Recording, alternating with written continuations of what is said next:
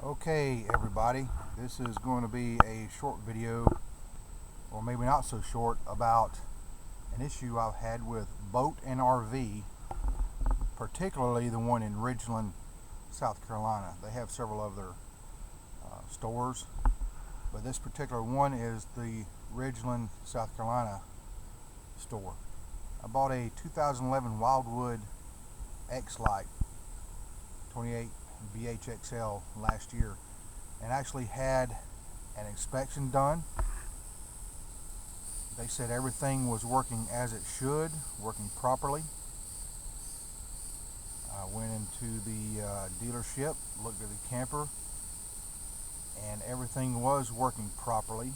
I had one issue with them, was something I asked about. The floor was a little springy in several spots, and I was told by the salesman, actually the closer or whatever he was, his title wasn't salesman, but I was told that that was absolutely normal for this particular floor type in these campers because they're made to be very light. The floors are slightly flexible. I had no reason not to believe the guy.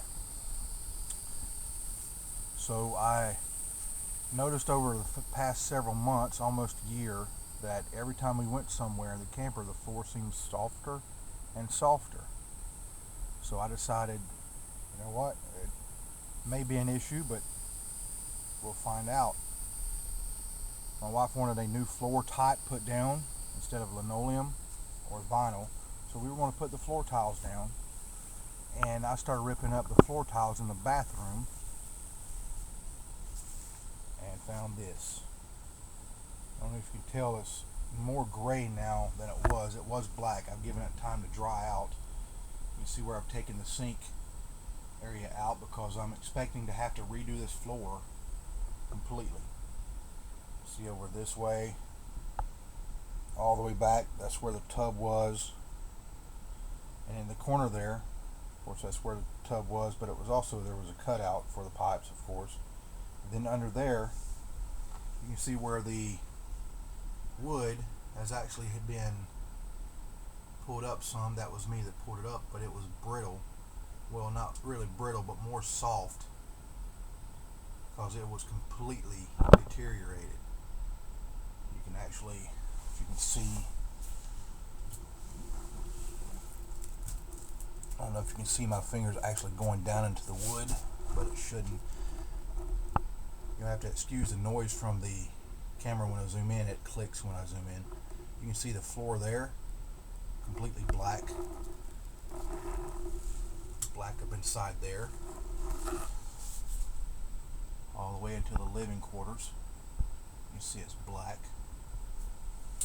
Now let me go inside and show you a few other things that I noticed. You can see there, completely black.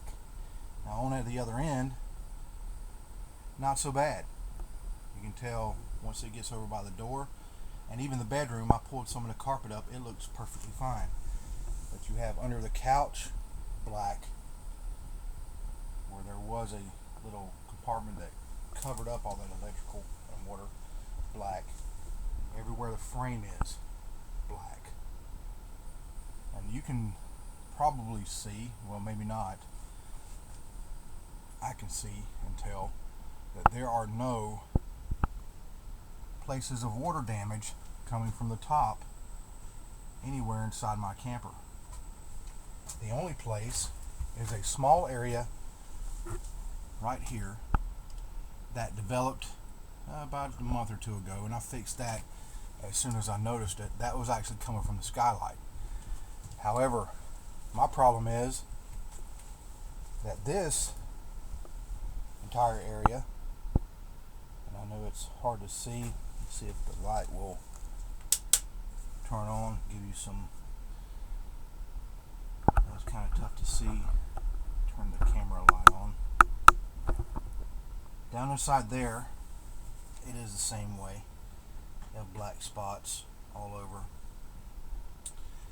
And up that way, that is the storage compartment from the outside. You can see it's black. I've actually sprayed on top of it. I did spray some vinegar so that it would kill any mold that was there.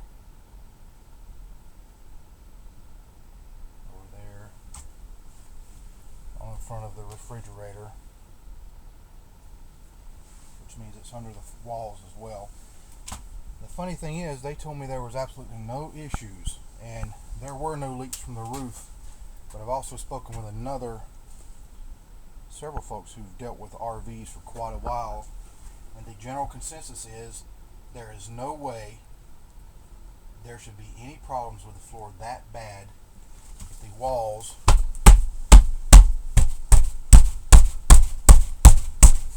were solid as they should be. And these walls are. The walls are not rotted. In fact, everywhere there is a stud, you can push on it and it is very solid. Until you get toward the bottom where the floor obviously is not there anymore for it to be anchored. Now, all of these RV technicians and individuals with a lot of experience dealing with this kind of thing tell me that there's no way for the floor to be that bad without one of two things happening. There was either a very serious leak from the roof, which would have caused the walls to be rotted, which is not the case, or there would be a leak in the plumbing, which would have been found had the dealership done a proper inspection as they claim to. So either one of two things are going on here. There's someone pumped water into my camper, or, as I suspect, the dealer did not actually do a proper inspection. And I have a feeling that's probably it, because as a matter of fact, when I went to pick it up, when I picked up my camper, did the walkthrough, I asked the dealer, or not the dealer, but the RV tech, what the three buttons, the galley, I knew it had a black, gray, and galley tank on the water tank gauge. Also, it had, of course, the battery and the potable tank. But I asked him what the galley was, and he said, "Oh, don't worry about that one because this camper has just the two tanks." But I'm looking right here, and you can see there is not only is there a black tank, which is further to the back, the opening for it, and it is straight in front of us. And then that way goes to a gray tank, and that way goes to a galley tank. So if I can't trust the fact that they would know what that is, I definitely can't trust the fact that they actually did a proper inspection, which is very obvious they didn't. There's nowhere on my camper where the stud should be that the camper is weak. So structurally, other than the floor, I don't find any problems. But here's the kicker: they want me to bring it to them, a 3-hour trip, for them to have a technician inspect it and see if it was something that was caused by something they overlooked, which I know what the answer is going to be to that. They're not going to own up to it. But they want me to take a 3-hour trip to pull my camper to them, for them to have a technician who is very incompetent, obviously, because they don't even know what 3 tanks on a camper are, in addition to the potable tank, obviously. But if they don't know what that is, then it just doesn't make a whole lot of sense for me to think that they would give me a proper conclusion. Now, understanding it is a used camper, and I did sign a paper that said as is, so I'm going to keep trying to see if they will do what they should do, what the right thing is, and fix this floor. And knowing that they are a dealership, which is apparently, they're starting to appear to be very similar to Camping World, because they deny everything, and they're even now denying the fact that there should be any there was any way for them to be able to notice this leak when I found it later, but I'm not an RV technician. So just beware, be very aware of boat and RV. And there's going to be more videos to come as soon as I find out something from them, if they're willing to help or if they're not. Thank you.